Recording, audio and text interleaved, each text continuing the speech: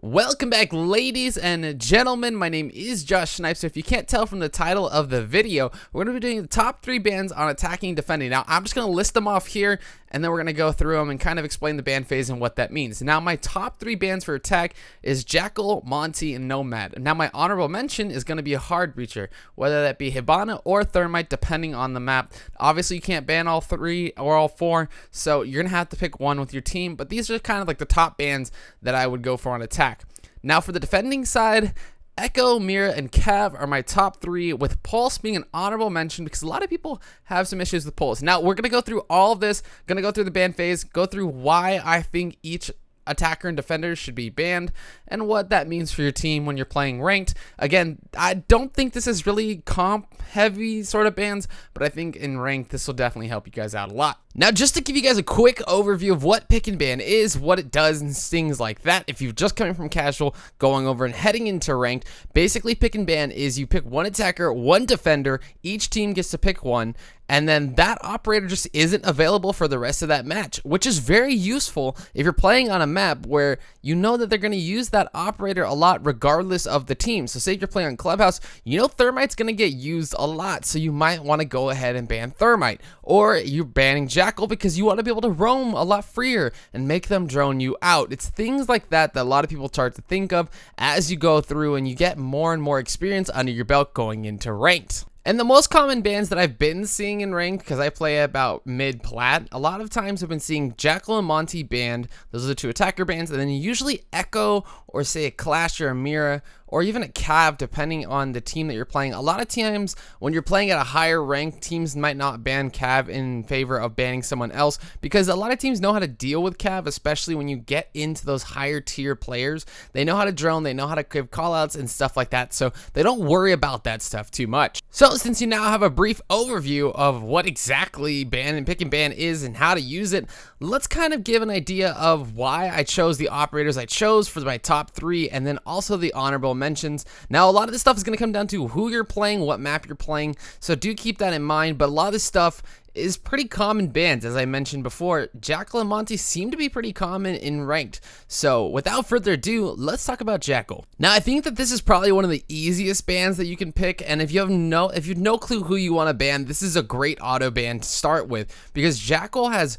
so much utility, his gun is amazing, and his gadget is fantastic. Sure, it got sort of a nerf, but it does almost the exact same thing, just one less ping, I believe.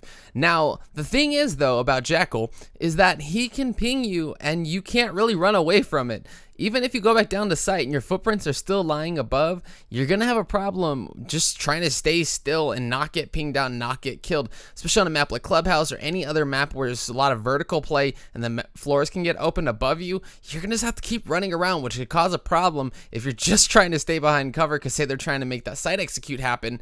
It just causes so many issues. So Jackal is definitely a first person that I would ban. A lot of teams ban him. I'm curious to see when the pick and ban things come out from Ubisoft what exactly Jackal's ban rate is, because I have a feeling it's very, very high. Now for the next operator that I had, Monty. Now Monty is a character that I really didn't expect to get banned a lot in ranked, but I've seen him get banned a ton, and he's going to honestly be up there with Jackal, because most of the time the standard bans seem to be Jackal and Monty. And I was trying to wrap my head around why exactly people ban Monty versus, say, a hard breacher or something like that.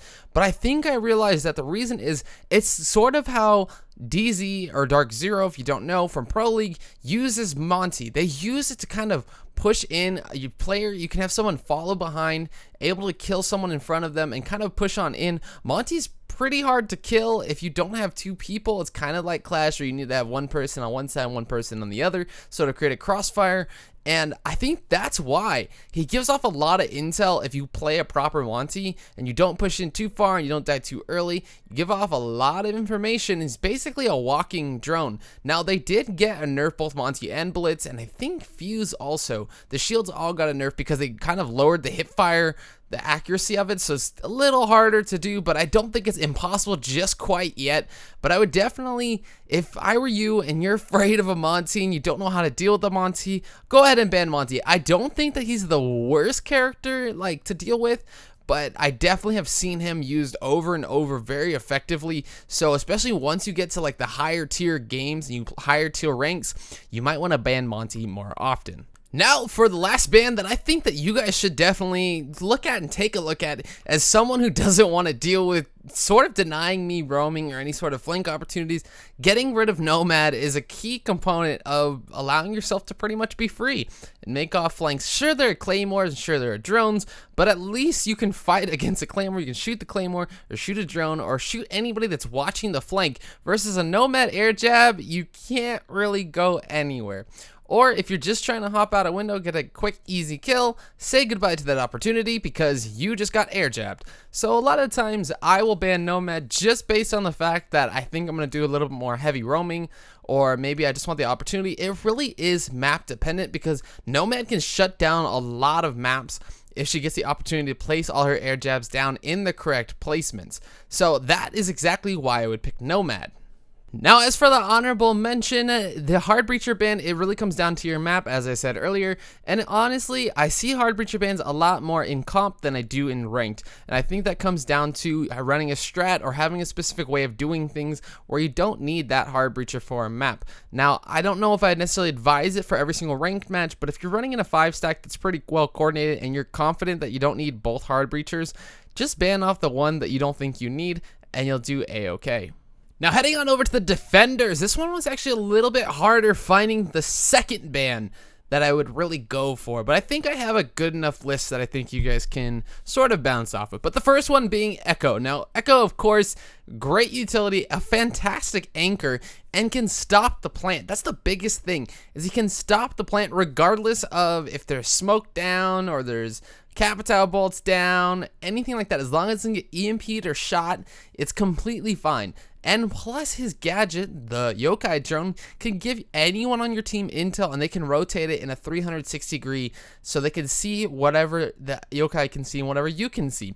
That's the biggest change that came to Ekko way back when, and I think that that's why we see a lot of times he gets banned now in ranked. People don't want to deal with that. People don't want to deal with an invisible drone. It's kind of hard to see if you're not running an IQ. At least with Maestro doesn't have any sort of invisibility cloak or anything like that. It is bulletproof, but it's a lot easier to deal with now.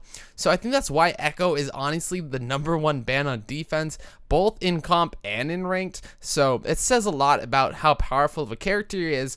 But if I were you, if I was going on defense and I don't want to deal with an Ekko, that would definitely be my first ban. Now I was trying to figure out what exactly I wanted to do with the second one. I couldn't figure out exactly if I wanted to give it one operator or the other, because there's so many defensive operators that I could see if you ban this operator, it'll definitely affect how the game plays out. And that's why I kind of ran into this issue of picking the second operator for defense. Attack was a lot easier, but defense was a lot harder. But my second one that I picked was actually Mira. Now the reason I picked Mira is because on a coordinated team, you're not going to always run into a Mira that's shot out or can get blown up because you might not be running a Hibana. Hibana might have been banned for all you know, or you're just not playing together as a team. There's no one trying to take out the Mira, and then it ends up staying there the rest of the match and causing so many issues. Now, when you have a coordinated team, Miras are a lot easier to deal with than maybe some other gadgets that the defense has. But when you're solo queuing or even in a duo and you're not playing together very well with your teammates, not coordinating or anything, it's really hard to deal with the Mira. Now there are some ways to get rid of it, but I'm not going to go into it because this isn't that video. But just know that if you're having some issues with coordination, maybe go ahead and ban Mira if you're on a solo queue. Now the last one that I chose before the honorable mention is actually Cav. Now Cav is going to be switched out with Pulse. Pulse is an honorable mention, but Cav is going to be switched out with Pulse. Cav is only going to be banned, or sort of on that top 3 ban list, if you're solo queuing, because most of the time your teams aren't droning or they're just not working together, and there's a roamer that gets free, and the last thing you want is for an interrogation to go off. Now if you're at, say, I'd say low plat and below, maybe you want to ban Cav. Normally when you get to higher plat and even diamond or anything beyond that, it's not that hard to deal with the Cav because a lot of teams are pretty adept at droning, making sure to cover flanks and not letting that Cav really get an interrogation off. But there's always that one time that it usually happens that ends up turning an entire round around. Also, lastly, the honorable mention. Pulse. Now, Pulse is someone that I think a lot of people kind of undermine and don't really think about, especially if you're solo queuing or you don't have anyone clearing out below and that sort of dedicated roam clear role.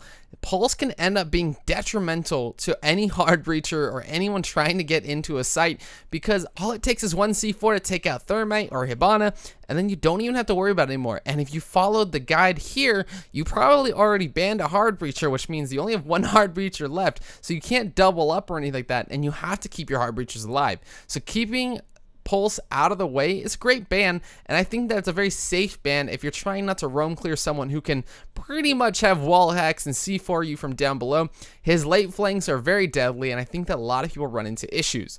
But without further ado, that's going to be the end of the video. Thank you guys so much for staying till the end. I hope this was informative. Let me know if you have any questions down below, and I'll try to answer them as soon as possible. Anyways, guys, that's going to wrap things up for today, and this is going to be Josh Snipes signing off.